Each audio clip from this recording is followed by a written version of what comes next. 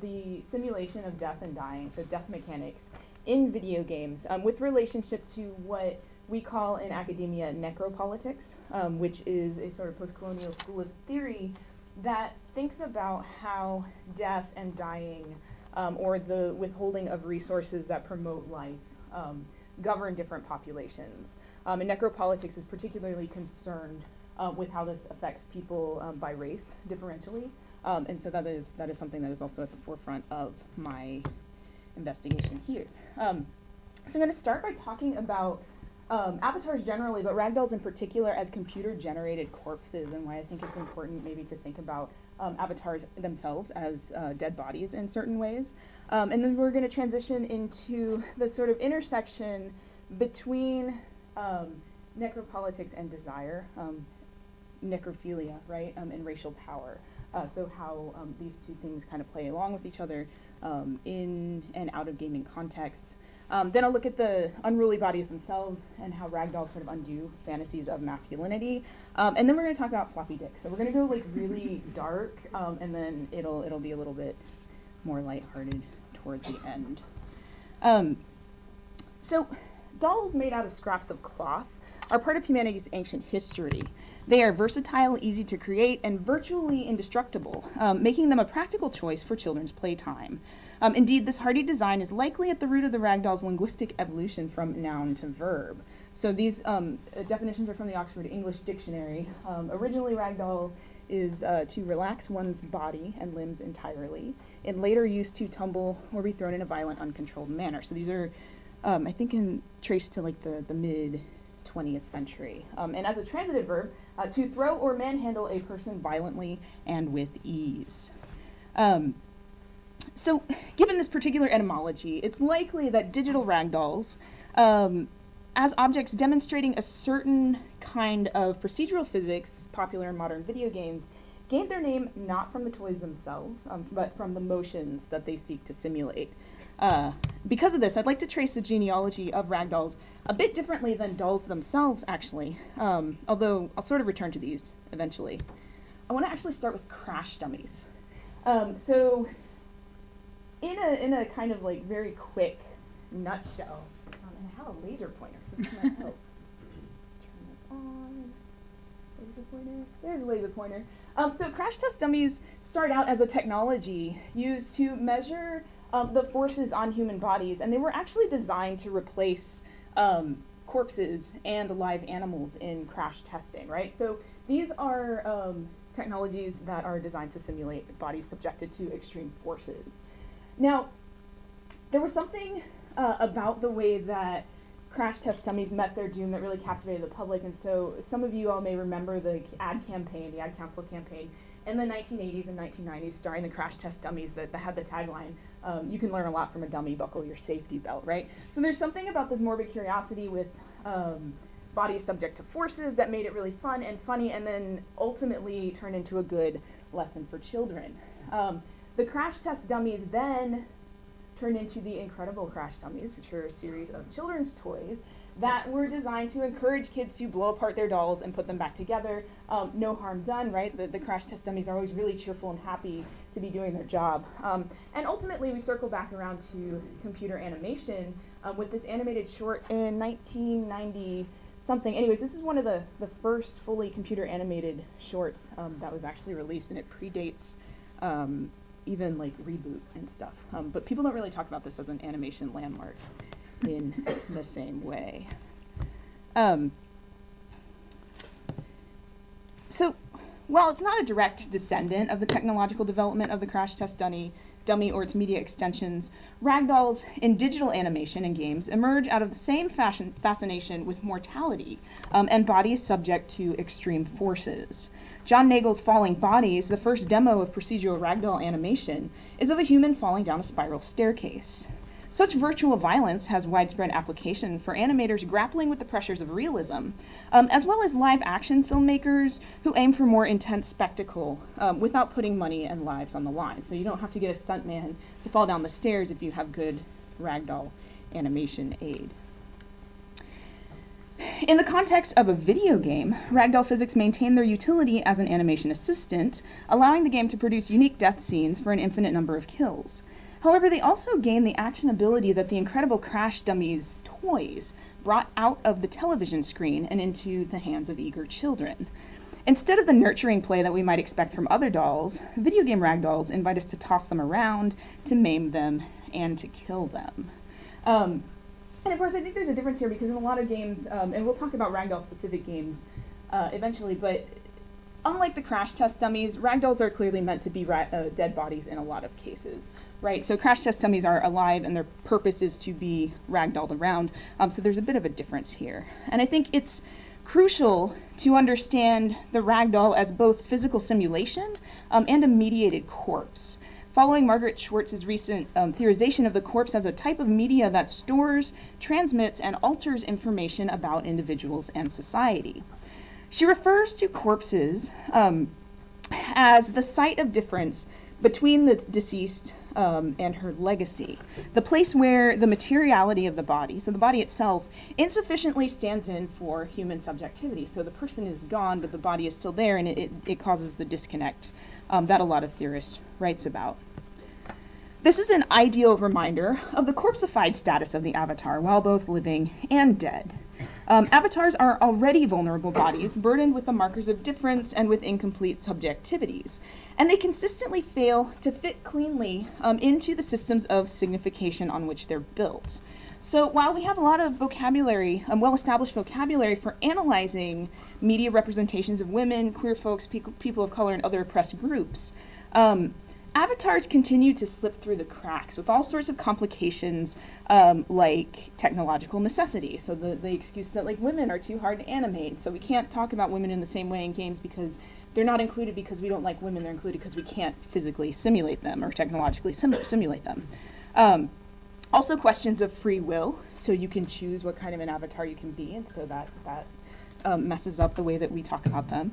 And fun itself, right? So it's just a game is a good way to, as Stephanie showed us very nicely, subvert these conversations. The avatar, and by extension the ragdoll, is our computer-generated corpse, the digital embodiment of our sadistic and masochistic death wishes, and our voyeuristic desires to manhandle others violently and with ease. So necrophilia remains one of our enduring sexual taboos. Yet sex and death go hand in hand in the imagination and in cultural practice in a lot of different ways. Anthropologist Jeffrey Gorer writes about the pornography of death that follows from our increasing social isolation from dying.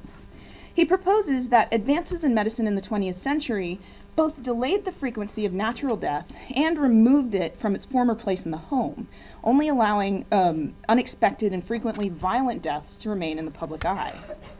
Like prudish attitudes towards sexuality, the concealment of death as a natural process inevitably spawned fantasies which titillate our curiosity about the mystery of death. So death pornography is not about death as a sort of natural event, but about how can we sort of stimulate our curiosity about death itself.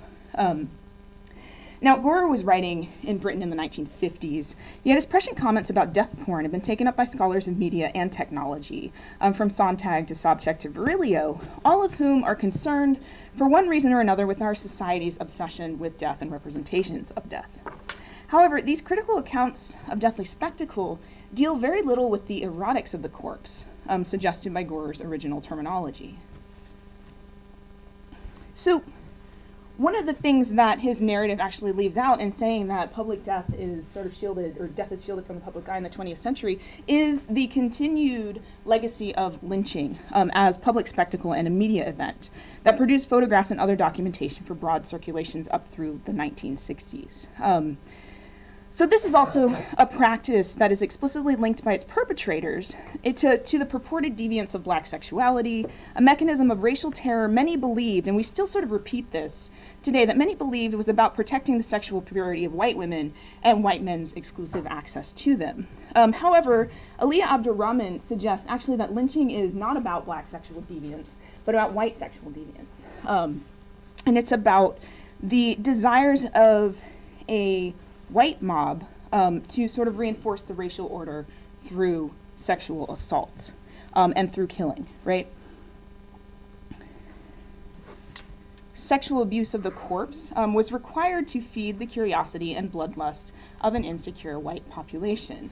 And now we sort of get a revisited version of this in 2003 with the Abu Ghraib, the scandal that exposed the torture and murder of Arab prisoners under U.S. military care. And this event, and I talk about this in both of these phenomena in terms of ragdolls because it's the way of objectifying bodies in a particular way and being really interested in their compliance, right, as a way of establishing racial order. So I'm actually going to, here's another content warning. I want to show one of the snapshots from Abu Ghraib, just very briefly. And, you know, in my research, I think a lot about the sort of ethics of showcasing violent images. But I think in this one, it's really important to actually see the way that bodies, human bodies, are being used to reinforce racial power in particular ways. So we're going to take a brief look at Abu Ghraib, one of the snapshots that came from that, and the sort of white dominance over black and brown bodies via sexual humiliation is what I'm trying to get at here. So it's important to keep these abusive necrophilic erotics in mind when we encounter ragdolls in the multiplayer arena, where tribal domination and gender anxiety provide the structure for play. Limp ragdoll corpses, unprotected by rigor mortis or old-fashioned fixed death animations, are ripe for abuses that call up these cultures of sexual assault. Multiplayer opponents abuse corpses with bullets, grenades, and manual manipulation in ways that seem to give them extra life after death. Teabagging, which was the GIF that you saw just before this, is a particularly favorite activity in multiplayer, where people navigate their avatars over the fallen bodies of their enemies and lower themselves to simulate placing their testicles on the corpse's face. The unsettledness of the dead body often means that it twitches and trembles on the ground as the deed is being done. In spaces popularly constructed as a straight white boys club, in which racist and homophobic slurs are de rigueur, the threat of corpsification, with its attendant feminization and loss of dominance, enhances the need to perform violence and humiliation on other bodies while they have a chance. When digital soldiers twist into their final repose, they expose the instability of their ultra-hard gamic masculinity, leaving them vulnerable to any number of castrations and penetrations. Unpredictable bodily positions confront them, face down, ass up, hips thrusting toward the sky, arms crossed over the head as if tied to the bedpost, in suggestive embrace sometimes with a fellow soldier. Ragdolls, with their improbable flexibility and compliant mobility, are always already erotic. They are unruly, uncontrollable bodies that can fall in any number of configurations if not explicitly programmed to do so. We might say that the ragdoll is the queerest death mechanic, a tool that defies corporeal expectations and whose sexuality, and this is the important part, their sexuality is always threatening to erupt and impose itself on an innocent bystander, and this is why ragdoll humor works. The ragdoll's unmaking of the hard, controlled masculine body has given way to games that put uncontrollable bodily performance and necrophilic fantasy in the service of gender confusion and sexual anxiety. So our very own Bonnie Ruberg has made a really compelling account of how Octodad engages queer modes of embodiment by asking the player to perform rituals of passing. Ian Bryce Jones also writes about the comedic potential in so-called deficient performance, where the disconnection between avatar and gamer bodies are central to both humor and to what he describes as the ecstatic experience of being out of one's own body. And I'd actually like to push that metaphor further into thinking that of ecstasy as a sexual experience as well. The floppiness of the ragdoll, and its inability to maintain the hardness of controlled masculinity, sort of ultimately gestures toward this latent queerness, right, within all bodies. So I want to close here by talking about Mount Your Friends. Mount Your Friends is a ragdoll game that challenges the gamer with constructing a tower of scantily clad, beefy, customizable men. The tower's base, to which the first avatar must attach, is a goat, that unsubtle symbol of both climbing ability and voracious sexuality. The avatar's dick helicopters freely as he struggles to mount his friends, an uncontrollable reminder of the fluid vitality pulsing through an otherwise stiff body, and the trace of a physics engine aching to pull him back to the Earth. While the ostensible goal of the game is to fling the avatars higher and higher up the tower, the real star of the game is the dick itself, which concentrates the anxiety of the ragdoll all in one. A failure to remain super hard, an inability to control one's body, and the terror that a latent queerness will burst forth amongst your friends and betray you. What's better is that, much like the cartoonish avatars themselves, the digital dicks in Mount Your Friends are highly customizable. They can be grapes, or fish, or pineapples, and so on, removing the biological phallus from primacy in this queer universe. The player's turn ends by arching the avatar up toward the sky, then freezing it into place, dick and all, by pressing a button. In this moment, the ragdoll bodies lose their lives to the cause. They're now stiff members operating as attachment points for the sticky fingers of the next avatar to make the climb. The game's second-person address asks the gamer to identify the ragdolls as both self and other, right? So Mount Your Friends is about you mounting your friends, but you're also playing all of your friends, or playing as all of your friends. We might also read this ambiguous address as an encouragement to make use of multiplayer mode, which a number of macho YouTube stars have done to humorous effect. We are certainly supposed to laugh at the deficient performance of the avatars in Mount Your Friends, but there is also a kind of laughter that comes from the uncertainty of whether we are playing out our own sublimated sexual fantasies. A number of scholars, myself included, have written about game studies' failure to imagine the ways in which hypermasculine gaming culture might identify in earnest with the queer and feminine bodies of gaming characters like Lara Croft and Bayonetta. Ragdoll games seem another place where this is likely. It's a screenshot from Genital Jousting. And the spirit of Mount Your Friends has been diluted here, or distilled into Genital Jousting, where the avatar just becomes reduced to the phallus itself. That floppy bit of anatomy that embodies everything fun and terrifying about the ragdoll. The gamer controls a phallus slug consisting of a penis, testicles, and anus, and scoots it around a playing field with other dicks, competing in various sporting events and accidentally or intentionally, depending on the game mode, fucking each other in the ass.